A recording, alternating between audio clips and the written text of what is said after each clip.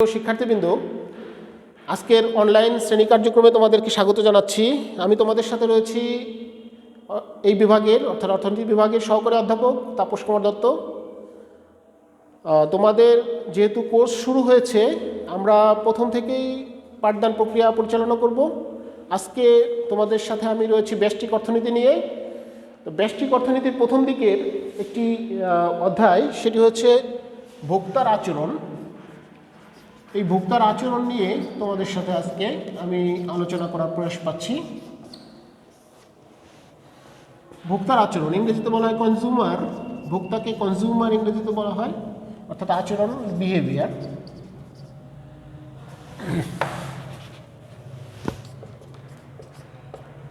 তো ভোক্তার আচরণ এই বিষয়টি নিয়ে তোমাদের কি ধারণা রয়েছে সেটি হচ্ছে, আমি বুঝিয়ে দিচ্ছি যে ভোক্তা কি ধরনের আচরণ করে। অর্থাৎ এই কথা দ্বারা কি বোঝা যাচ্ছে, ভোক্তা কী ধরনের আচরণ করে। অর্থনীতিতে ভোক্তার আচরণ হচ্ছে যে ভোক্তা বিভিন্ন সময়ে কোনো দ্রব্য বা সেবা ক্রয় করার ক্ষেত্রে কী ধরনের সিদ্ধান্ত গ্রহণ করে, সেটি মূলত সবচেয়ে বেশি গুরুত্বপূর্ণভাবে অর্থনীতি আলোচনা করা হয় ভোক্তার আচরণ হিসেবে। অর্থাৎ ভোক্তা কোনো একটি দ্রব্য ক্রয় করার সময় দেখা যায় সে দামের সাথে সমন্বয় করে। কোনো একটি দ্রব্যের দাম কেমন রয়েছে, সেই দাম যখন কম থাকে তখন সে দ্রব্যের বেশি পরিমাণ চাহিদা করে, আবার দাম যখন বেশি থাকে সে দ্রব্যের কম পরিমাণ চাহিদা করে। তার আয়ের সাথে সে সমন্বয় করে, এরকম বিভিন্ন বিষয়ের সাথে সে সমন্বয় করে দ্রব্য বা সেবা ক্রয় করার প্রয়াস পায়। সেটিই হচ্ছে ভোক্তার আচরণ। ভোক্তার আচরণ বিশ্লেষণের প্রাথমিক পর্যায়ে যে বিষয়টি সবচেয়ে বেশি প্রয়োজন সেটি হচ্ছে উপযোগ। আজকে উপযোগ নিয়ে তোমাদের সাথে আলোচনা করি। উপযোগ এবং উপযোগ সম্পর্কিত যে বিষয়গুলো রয়েছে সেগুলো নিয়ে তোমাদের সাথে আমি আলোচনায় রয়েছি। উপযোগ ইংরেজিতে বলা হয় ইউটিলিটি। এই কথা দ্বারা তোমরা কি বুঝতে পারো? অর্থনীতিতে উপযোগ দ্বারা বোঝানো হয়ে থাকে যে কোনো একটি দ্রব্য বা সেবা তার যে অভাব পূরণের ক্ষমতা রয়েছে, অর্থাৎ ওই দ্রব্য বা সেবার যে অন্তর্নিহিত গুণ, যে গুণ ওই দ্রব্য বা সেবা নির্দিষ্ট অভাব মেটায়, কোনো একজন ভোক্তার নির্দিষ্ট অভাব মেটায়, এই যে নির্দিষ্ট অভাব মেটানোর ক্ষমতা ওই দ্রব্য বা সেবার মধ্যে রয়েছে, সেটিই হচ্ছে উপযোগ। অর্থাৎ অর্থনীতিতে উপযোগ বলতে বোঝায় কোনো দ্রব্য এবং সেবা সামগ্রীর মধ্যে যে অভাব মেটানোর ক্ষমতা রয়েছে সেটি হচ্ছে সেই দ্রব্য বা সেবার উপযোগ। উপযোগকে দুভাবে উপস্থাপন করা যায়, অর্থাৎ অর্থনীতিবিদরা উপযোগকে দুভাবে উপস্থাপন করেছেন। যেমন তার মধ্যে প্রথমটি হচ্ছে সংখ্যাগত উপযোগ। ইংরেজিতে একে বলা হয় কার্ডিনাল ইউটিলিটি।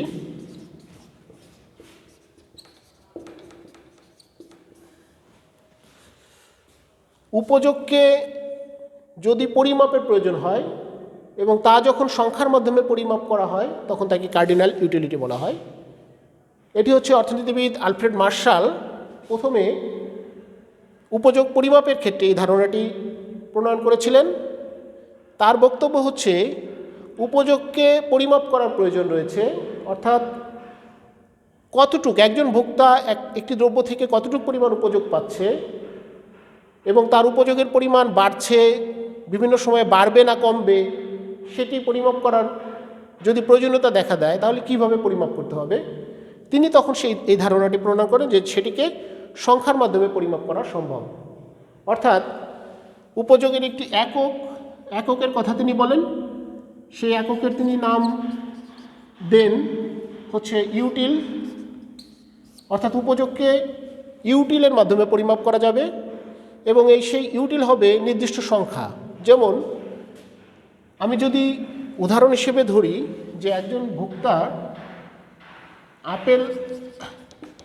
আপেল ভোগ করবে, তাহলে সে প্রথম আপেল থেকে যে উপযোগ পায় সেটিকে আমরা যদি ধরে নিই যে 5 একক পরিমাণ উপযোগ পাচ্ছে, তাহলে আমরা বলবো যে সে 5 ইউটিল পরিমাণ উপযোগ পাচ্ছে।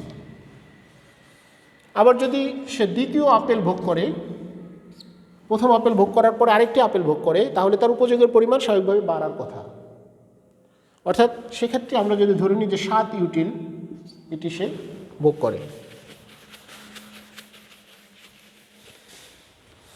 একইভাবে যদি আমরা তৃতীয় আপেল সে ভোগ করে, তাহলে যদি ধরে নিই যে তার উপযোগ আরও বাড়ছে এবং সেটিকে যদি আমরা পরিমাপ করি 9, সে 9 ইউটিল পরিমাণ উপযোগ লাভ করছে, তাহলে আমরা উপযোগকে সংখ্যার মাধ্যমে এখানে উপস্থাপন করতে পারি। এবং উপযোগের এই ধারণাটি হচ্ছে সংখ্যাগত উপযোগের পরিমাপ পদ্ধতি। এটি অর্থনীতিবিদ মার্শালের প্রদত্ত একটি বক্তব্য, যেটির সাথে পরবর্তীতে অবশ্য বিভিন্ন অর্থনীতিবিদ দ্বিমত পোষণ করেছেন এবং তাদের বক্তব্য হচ্ছে যে উপযোগকে সংখ্যার মাধ্যমে পরিমাপ করা সম্ভব নয়, কারণ উপযোগ হচ্ছে একটি মানসিক ধারণা। সুতরাং উপযোগকে সংখ্যার মাধ্যমে পরিমাপ করা সম্ভব নয়। অর্থাৎ কোনো একটি দ্রব্য থেকে একজন ভোক্তা কতটুকু পরিমাণ উপযোগ লাভ করবে সেটিকে সংখ্যার মাধ্যমে পরিমাপ করা সম্ভব নয়।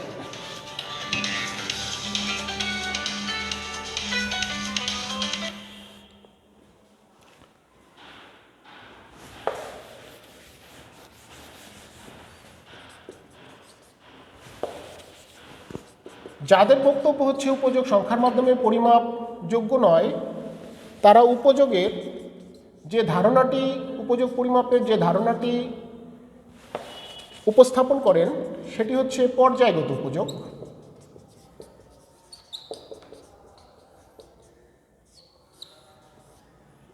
তারা বলছেন যে উপযোগ সংখ্যার মাধ্যমে পরিমাপযোগ্য নয়। এ ধরনের অর্থনীতিবিদদের মধ্যে গুরুত্বপূর্ণ হচ্ছে J.R. হিগস এবং অর্থনীতিবিদ অ্যালেন।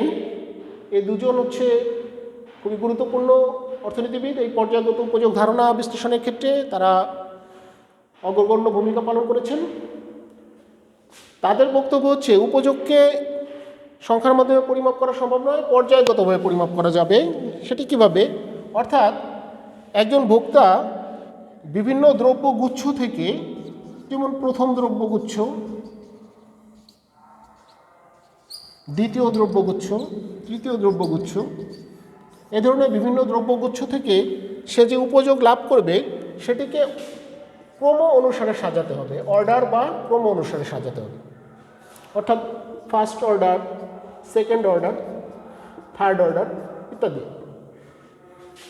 অর্থাৎ একজন ভোক্তা প্রথম দ্রব্যগুচ্ছ থেকে যে উপযোগ লাভ করে সেটিকে একটি পর্যায়ে উপস্থাপন করতে হবে। আরেকটি দ্রব্যগুচ্ছ থেকে সে যে উপযোগ লাভ করে সেটিকে আরেকটি পর্যায়ে বা ক্রম অনুযায়ী উপস্থাপন করতে হবে। তৃতীয় দ্রব্যগুচ্ছ বা আরেকটি দ্রব্যগুচ্ছ থেকে সে যে উপযোগ লাভ করবে সেটিকে আরেকটি পর্যায়ে বা ক্রম অনুসারে উপস্থাপন করতে হবে। এবং এই ক্রম অনুসারের মধ্যে হায়ার অর্ডার এবং লোয়ার অর্ডার হিসেবে সাজানো যাবে, যে এর মধ্যে থেকে কোন অর্ডারের ক্ষেত্রে বা কোন ক্রমের ক্ষেত্রে সে বেশি উপযোগ লাভ করে। যদি আমরা ধরে নিই যে third order is greater than second order and second order is greater than first order, এভাবে যদি আমরা ধরে নিই, তাহলে আমরা এই থার্ড বলতে পারবো যে এই তৃতীয় দ্রব্যগুচ্ছ থেকে সে সবচেয়ে বেশি উপযোগ লাভ করে এবং তারপরে দ্বিতীয় গুচ্ছ থেকে সবচেয়ে বেশি সে উপযোগ লাভ করে এবং প্রথম গুচ্ছ থেকে সে সবচেয়ে কম উপযোগ লাভ করে। অর্থাৎ এখানে কোনো সংখ্যার মাধ্যমে পরিমাপ করা যাচ্ছে না যে কতটুকু পরিমাণ সে উপযোগ লাভ করছে, কিন্তু বলা যাচ্ছে যে তৃতীয় দ্রব্যগুচ্ছ থেকে সে সবচেয়ে বেশি উপযোগ লাভ করছে এবং তারপরে দ্বিতীয় দ্রব্যগুচ্ছ থেকে উপযোগ লাভ করছে এবং তারপরে প্রথম গুচ্ছ থেকে উপযোগ লাভ করছে। অর্থাৎ একটি পর্যায়ের মাধ্যমে উপস্থাপন করা যায়, যেটি তিনি নিরপেক্ষ রেখার মাধ্যমে বিশ্লেষণ করেছেন, যেটি আমরা পরবর্তীতে তোমাদের সাথে বিশ্লেষণ করব।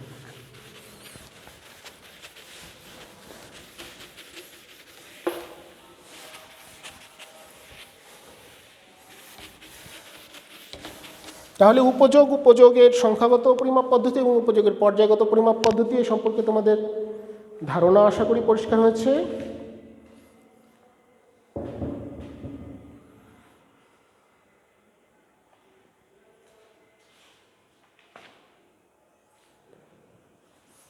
এখন এই উপযোগের আরও কয়েকটি সম্পর্কিত ধারণা রয়েছে, যেমন মোট উপযোগ,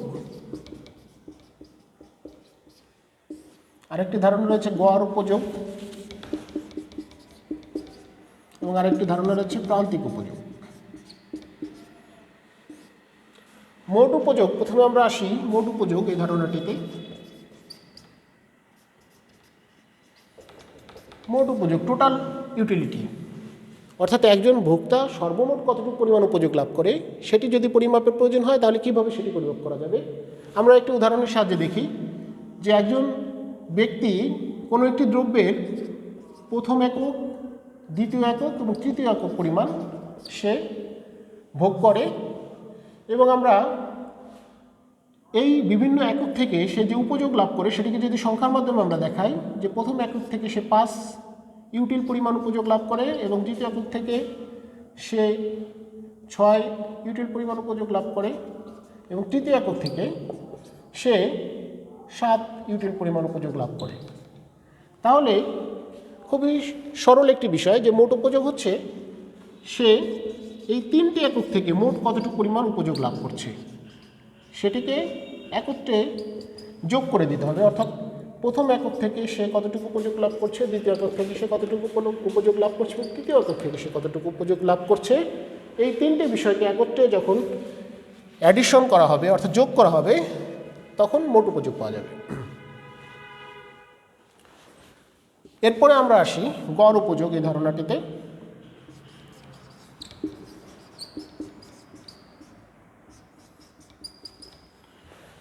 গড় উপযোগ হচ্ছে একজন ভোক্তা যদি কোনো একটি দ্রব্যের বিভিন্ন একক ভোগ করে এবং সেই বিভিন্ন একক থেকে সে গড়ে কতটুকু পরিমাণ উপযোগ লাভ করে সেটি পরিমাপ করার পদ্ধতি হচ্ছে গড় উপযোগ। সেই ধারণাটি হচ্ছে গড় উপযোগ, যে গড়ে কতটুকু পরিমাণ উপযোগ লাভ করা যায়। যদি কোনো একজন ভোক্তা লাভ করে সেটি আমাদের যদি বোঝার প্রয়োজন হয় তাহলে গড় উপযোগ ধারণাটি প্রয়োগ করতে হবে। সেক্ষেত্রে এই উদাহরণ থেকেই দেখা যায় যে একজন ভোক্তা কোনো একটি দ্রব্যের 3টি একক ভোগ করছে, প্রথম একক, দ্বিতীয় এবং তৃতীয় একক, এবং 3টি একক থেকে সে মোট উপযোগ লাভ করছে কত, 5, 6 এবং 7। দ্যাট মিনস 11 and 7, 18 ইউটিল পরিমাণ উপযোগ লাভ করছে। এখন গড় উপযোগ বের করতে হলে আমাদের কি করতে হবে, সে মোট কতটুকু উপযোগ লাভ করছে সেটি পরিমাপ করার পরে সে ওই দ্রব্যের কত একক পরিমাণ ভোগ করেছে সেটি, অর্থাৎ দ্রব্যের মোট ভোগের পরিমাণ।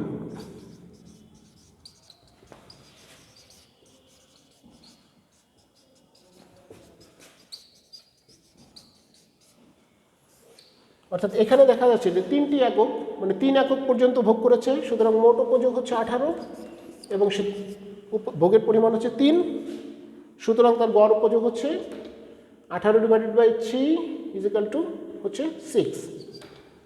তাহলে গড় উপযোগ হচ্ছে 6 ইউটিল, অর্থাৎ 3টি একক থেকে সে গড়ে 6 ইউটিল পরিমাণ উপযোগ লাভ করবে। এটি হচ্ছে গড় উপযোগের ধারণা। এর পরবর্তীতে রয়েছে প্রান্তিক উপযোগ। সেই ধারণাটি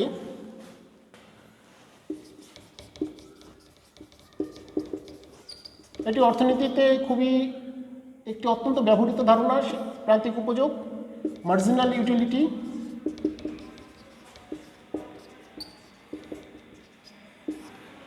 প্রান্তিক উপযোগ বা প্রান্তিক এই বিষয়টি তোমরা সবচেয়ে বেশি অর্থনীতিতে এই ধারণাটার সাথে তোমরা সবচেয়ে বেশি পরিচিত হবে, সেটা হচ্ছে প্রান্তিক ধারণা।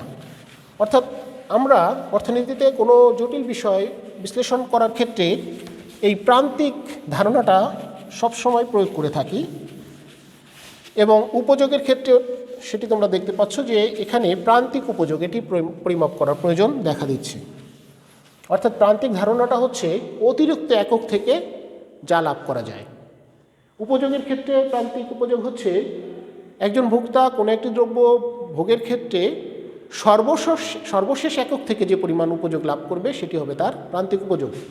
এবং আমাদের আগের উদাহরণে আমরা দেখতে পাচ্ছি প্রথম, দ্বিতীয় এবং তৃতীয় উপযোগের ক্ষেত্রে 5, 6 এবং 7 ইউটিল পরিমাণ উপযোগ সে লাভ করছে। এখন এক্ষেত্রে আমরা যদি তৃতীয় এককের প্রান্তিক উপযোগ কত হবে সেটি বের করতে যাই তাহলে আমরা কিভাবে সেটি করব, তাহলে আমরা করব যে প্রথম দুটি একক থেকে সে কতটুকু পরিমাণ উপযোগ লাভ করছে। তাহলে প্রথম 2 এককের মোট উপযোগ কত হবে? 5 এবং 6 11। এবং 3টি একক থেকে সে কতটুকু পরিমাণ উপযোগ লাভ করবে? প্রথম, দ্বিতীয় এবং তৃতীয় এককের মোট উপযোগ কত হবে? 5, 6 এবং 7 18। এখন তৃতীয় একক বের করতে গেলে আমাদের বের করতে হবে এই প্রথম, দ্বিতীয় এবং তৃতীয় এককের মোট উপযোগ, তার থেকে বাদ দিতে হবে প্রথম এবং দ্বিতীয় এককের মোট উপযোগ। বাদ দিলে প্রথম এবং দ্বিতীয় একক বাদ দিলে আমরা তৃতীয় এককের উপযোগটা পেয়ে যাব। অর্থাৎ তৃতীয় এককের তখন এই তৃতীয় এককের প্রান্তিক উপযোগ হবে, সেটি আমরা বের করতে পারবো। অর্থাৎ তৃতীয় এককের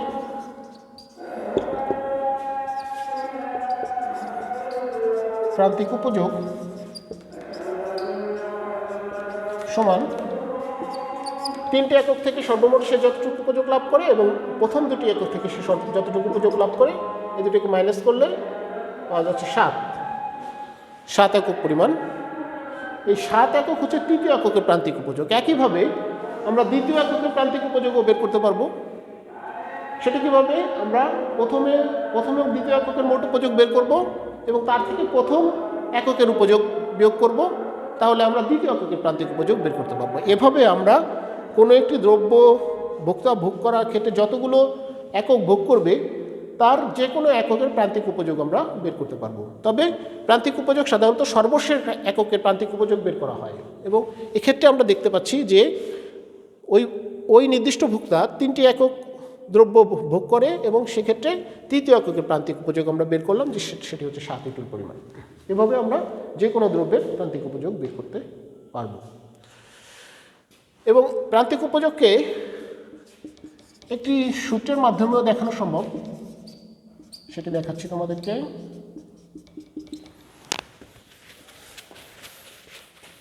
এক্ষেত্রে আসলে আমরা কি করেছি তোমরা খেয়াল করে দেখো যে আমরা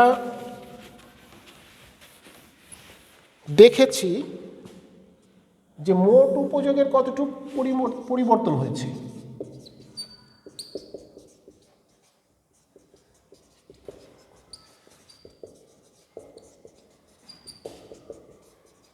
অর্থাৎ তৃতীয় এককের যখন আমরা উপযোগ বের করতে গিয়েছি তখন আমরা প্রথম 3টি একক থেকে সে কতটুকু পরিমাণ উপযোগ লাভ করেছে এবং প্রথম 2টি একক থেকে সে কতটুকু পরিমাণ উপযোগ লাভ করেছে সেটি বিয়োগ করেছি।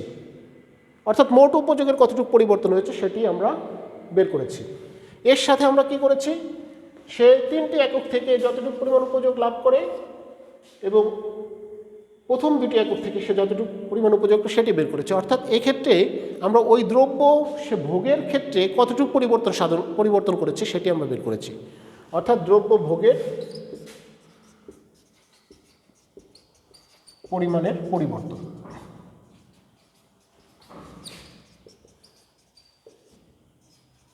এটি আমরা বের করেছি।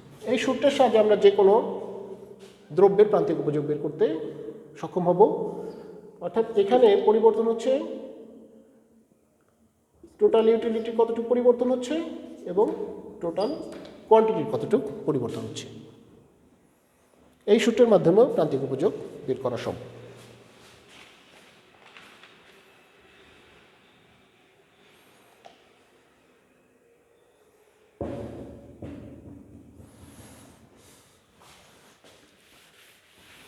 এখন এই মোট উপযোগ, গড় উপযোগ এবং প্রান্তিক উপযোগ এই 3টি ধারণার মধ্যে সম্পর্ক রয়েছে। প্রধানত মোট উপযোগের সাথে প্রান্তিক উপযোগের একটি গভীর সম্পর্ক রয়েছে। আমরা মোট উপযোগ এবং প্রান্তিক উপযোগ এই দুটি ধারণাকে যদি আমরা বাস্তব প্রেক্ষিতে বিবেচনা করি তাহলে দেখা যায়, আমরা দেখতে পাই যে বাস্তবে কি হয়, কোনো একটি দ্রব্যের যখন প্রথম একক ভোগ করে ভোক্তা তখন সে একটি নির্দিষ্ট পরিমাণ উপযোগ পায়, দ্বিতীয় একক ভোগ করে তখন সে তার উপযোগের পরিমাণ বৃদ্ধি পায়, তৃতীয় একক যখন ভোগ করে হয়তো তার উপযোগের পরিমাণ আরও বাড়ে এবং একটা পর্যায়ে তার উপযোগ অর্থাৎ উপযোগের পরিমাণ নির্দিষ্ট হয়ে যায়, অর্থাৎ সে ওই দ্রব্যটি ভোগের ক্ষেত্রে কমপ্লিট স্যাটিসফ্যাকশন লাভ করে, অর্থাৎ সে পরিতৃপ্ত হয়ে যায়। তখন তার ভোগের পরিমাণ যদি আবার বাড়ানো হয় সেক্ষেত্রে তার উপযোগের পরিমাণ আর বাড়ে না, অর্থাৎ নির্দিষ্টই থাকে, অর্থাৎ তার উপযোগ একই জায়গায় থাকে। এটি বাস্তব ক্ষেত্রে দেখা যায়, সেটি তোমাদেরকে দেখাচ্ছি। এবং এরপরে দেখা যায় যে সে যদি আরও ভোগের পরিমাণ বাড়ায়, একটা পর্যায়ে এরকম হতে পারে যে উপযোগের পরিমাণ না বেড়ে বরং কমে যেতে পারে, অর্থাৎ দেখা যাচ্ছে 8 থেকে 6 এরকম হতে পারে, এবং এটি বাস্তব ক্ষেত্রে দেখা যায়। সেটি মোট উপযোগের ক্ষেত্রে, এবং সেটিকে যদি আমরা রেখাচিত্রের মাধ্যমে দেখাই, এক্স অক্ষে যদি আমরা দ্রব্যের পরিমাণ এটি বিবেচনা করি এবং ওয়াই অক্ষে যদি আমরা মোট উপযোগ এটি বিবেচনা করি, তাহলে এখান থেকে আমরা দেখি যে আমরা 5 দ্রব্য ভোগের 5টা এককের কথা বলেছি, অর্থাৎ এটি হচ্ছে মূল বিন্দু, প্রথম একক, দ্বিতীয় একক, তৃতীয় একক, চতুর্থ একক এবং পঞ্চম একক।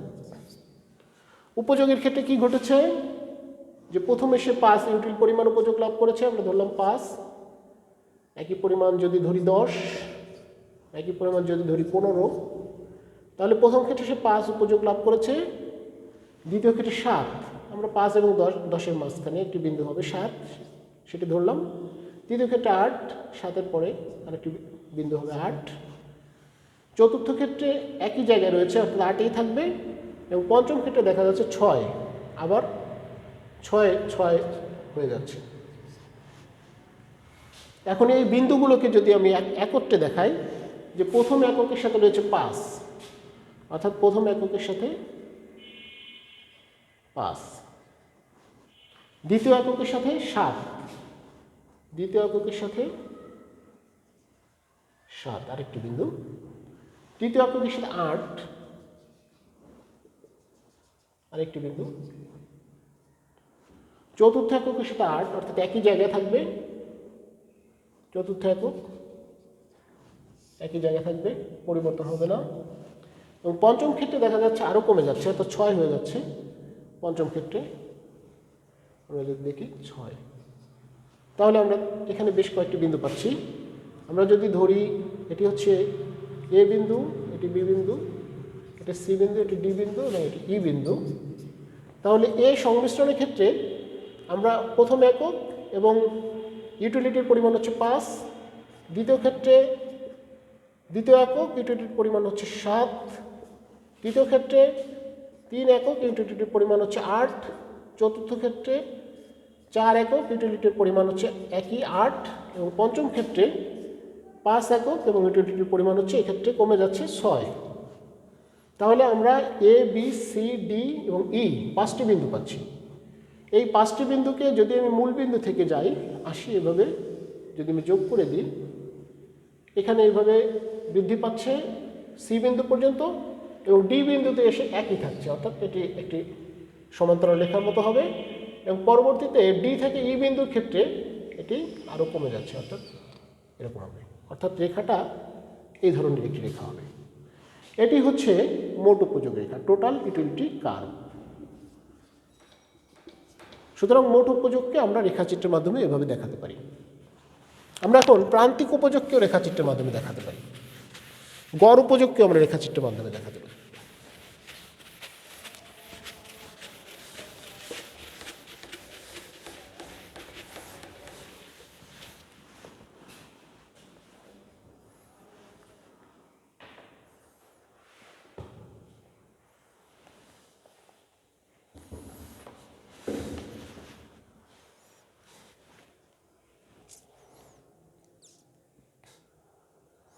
আমরা যদি একটা সূচি, উপযোগ সূচি দেখি, সেটিকে যদি আমি এভাবে লিখি,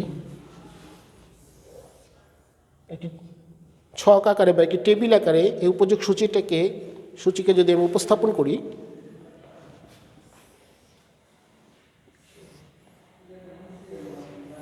তাহলে দ্রব্যের বিভিন্ন একক ধরি, মোট উপযোগ ধরি এবং প্রান্তিক উপযোগ।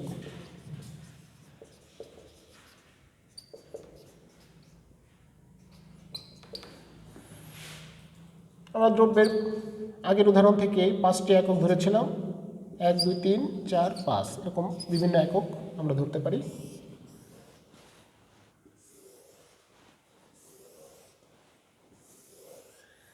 আমরা 5টি একক বিবেচনা করলাম, প্রথম একক, দ্বিতীয় একক, তৃতীয় একক, চতুর্থ এবং পঞ্চম একক।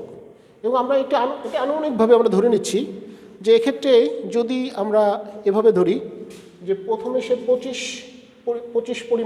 ইউটিল পরিমাণ উপযোগ লাভ করে, এবং দ্বিতীয় ক্ষেত্রে 45, তৃতীয় এককের ক্ষেত্রে সে 60 ইউটিল পরিমাণ উপযোগ লাভ করে, চতুর্থ ক্ষেত্রে সে 70 মোট উপযোগ লাভ করে,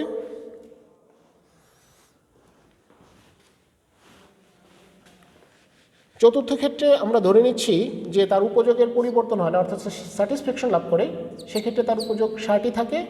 এবং পঞ্চম ক্ষেত্রে যদি ধরি যে তার আরও কমে যায়, 50 থেকে আবার 60 থেকে যদি 50 হয়ে যায়, এরকম আগের উদাহরণ থেকে আমরা এরকমই দেখেছি যে মোট উপযোগ প্রথমে বাড়তে থাকে, পরবর্তীতে একটা পর্যায়ে এসে আর বাড়ে না, নির্দিষ্ট থাকে। যেমন এখানে দেখো 60 নির্দিষ্ট রয়েছে তৃতীয় এবং চতুর্থ এককের ক্ষেত্রে, এবং পঞ্চম এককের ক্ষেত্রে কমে যাচ্ছে। এটি মোট উপযোগের ক্ষেত্রে এটি দেখা যায়। তাহলে প্রান্তিক উপযোগ আমরা কিভাবে বের করেছি? আমরা দেখেছি প্রান্তিক উপযোগ হচ্ছে অতিরিক্ত এককের উপযোগ, সেটি হচ্ছে প্রান্তিক উপযোগ। যেমন প্রথম এবং দ্বিতীয় এককের ক্ষেত্রে যদি আমরা বিবেচনা করি, দ্বিতীয় এককের প্রান্তিক উপযোগ কত? সুতরাং দ্বিতীয় একক প্রান্তিক উপযোগ বের করতে গেলে এই দুটি, অর্থাৎ প্রথম এককের ক্ষেত্রে কিন্তু প্রান্তিক উপযোগের বিষয়টি হচ্ছে অন্য কোনো একক নেই, একটি এককে ভোগ করেছে ভোক্তা, সুতরাং 25 ইউটিলি প্রান্তিক উপযোগ। কিন্তু দ্বিতীয় এককে দেখা যাচ্ছে যে সে সর্বমোট উপযোগ লাভ করেছে 45 দুটি একক থেকে, আর প্রথম একক থেকে সে উপযোগ লাভ করেছে 25। তাহলে দ্বিতীয় একক থেকে সে প্রান্তিক উপযোগ কত লাভ করবে? দুইটি একক থেকে যতটুকু উপযোগ লাভ করেছে তার থেকে প্রথম একক থেকে সে যতটুকু উপযোগ লাভ করেছে সেটি বিয়োগ করতে হবে। তাহলে 45 থেকে 25 বিয়োগ করলে 20 ইউটিল। আবার তৃতীয় এককের ক্ষেত্রে দেখা যাচ্ছে যে সে 3টা দ্রব্যের একক থেকে 60 ইউটিল পরিমাণ উপযোগ লাভ করেছে। আবার প্রথম দুটি দ্রব্যের একক থেকে সে 45 পরিমাণ ইউটিল উপযোগ লাভ করেছে। তাহলে তৃতীয় এককের প্রান্তিক উপযোগ কত হবে? 60 থেকে 45 বিয়োগ করতে হবে, অর্থাৎ 15। চতুর্থ এককের ক্ষেত্রে আমরা প্রান্তিক উপযোগ যদি বের করতে যাই, তাহলে দেখা যায় চতুর্থ একক থেকে সে 60 পরিমাণ ইউটিল পরিমাণ উপযোগ লাভ করছে সর্বমোট। প্রথম 3 একক থেকে সে সর্বমোট 60 ইউটিল পরিমাণ উপযোগ লাভ করেছে, অর্থাৎ একই রয়েছে, পরিবর্তন হয়নি, মোট উপযোগের কোনো পরিবর্তন হয়নি, একই রয়েছে। সুতরাং এক্ষেত্রে প্রান্তিক উপযোগ 60 বিয়োগ 60 অর্থাৎ 0। এবং পঞ্চম ক্ষেত্রে কী হচ্ছে? 4টি একক থেকে সে 60 ইউটিল পরিমাণ উপযোগ লাভ করেছে, পঞ্চম একক থেকে সে উপযোগ লাভ করেছে তার থেকে কম 50, অর্থাৎ আগের 4টি থেকে সে বেশি উপযোগ লাভ করেছে। সুতরাং যদি পঞ্চম থেকে আমি চতুর্থ বিয়োগ করি, অর্থাৎ 50 থেকে 60 বিয়োগ করি, তাহলে কি হবে? 50 বিয়োগ 60, অর্থাৎ 60 হচ্ছে এখানে মাইনাস, আর প্লাস হচ্ছে 50 হচ্ছে প্লাস, সুতরাং হবে -10। এক্ষেত্রে মাইনাস হয়ে যাচ্ছে। এটি বাস্তবে পর্যবেক্ষণযোগ্য একটি ধারণা। মোট উপযোগ ও প্রান্তিক উপযোগ এভাবে পরিবর্তিত হয়। শিক্ষার্থীবৃন্দ, আজকে তোমাদের সাথে আলোচনায় আমি এ পর্যন্তই থাকছি। তোমরা বাড়িতে অধ্যয়ন করবে এবং আমার ক্লাসের সাথে সমন্বয় করবে, তাহলে ক্লাসটি সার্থক হবে। আজকে তোমাদের কাছ থেকে বিদায় নিচ্ছি। তোমরা ভালো থাকবে। ধন্যবাদ সবাইকে।